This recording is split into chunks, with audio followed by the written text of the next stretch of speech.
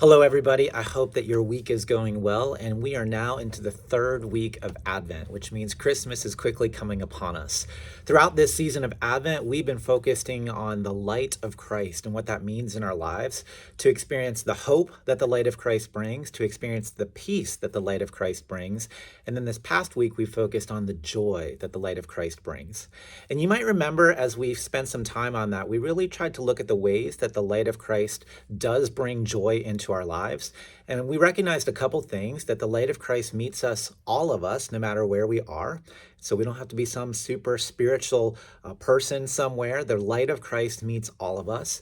And then also in the light of Christ, we receive comfort. And we remember together that in the Holy Spirit, we are comforted. But one of the things that we talked about is that comfort, as defined biblically, comes in ways that we don't always think about today in our modern world. So part of what comfort means is the idea that our pain, whatever it might be, is lessened, that we receive comfort in that there's, life is made better somehow as some of those hard things are removed. And we know that God does that in our lives, but beyond that, it's not just a removal of pain or discomfort.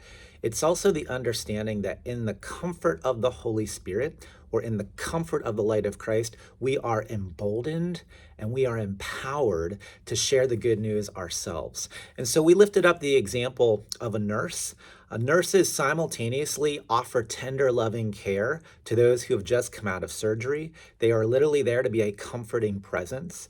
But nurses and those who work in the medical profession also offer another form of comfort, which is to embolden those patients to do hard things, like to start getting out of the bed, to start into rehabilitation, to work muscles and limbs, even when they're painful, so that they can get better. And in those instances, in the emboldening, it's not just a matter of removing pain or discomfort. In fact, in the emboldening, there may even be a little more pain or a little more discomfort, but it's to press them on towards better health and ultimately being strengthened.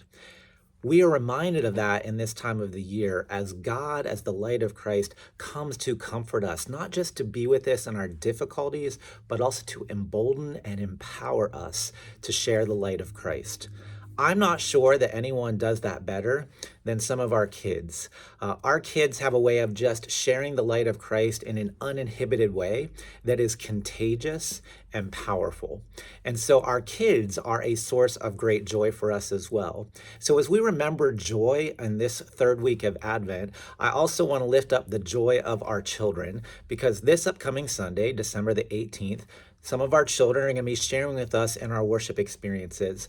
And we just want to be putting that on your radar so that you can experience the joy and the light of Christ with us as our kids lead us in some Christmas time this upcoming weekend. So we hope that you can come and be a part of that.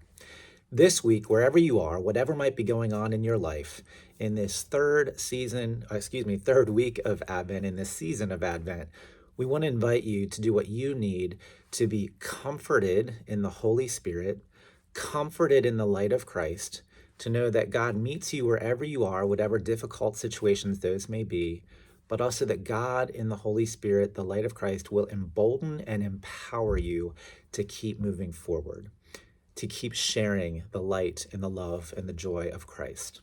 So this week, may we center our lives and center our minds on the light of Christ, the one who brings us joy. And as we get ready to move into the week ahead, let's prepare our hearts to also celebrate with our kids, who remind us of the ultimate child, the Christ child, who comes among us. Blessings to you all. You remain in my prayers, and I look forward to being able to worship with you and in all the other ways that God allows our paths to cross. Blessings to you all. Take care. Bye-bye.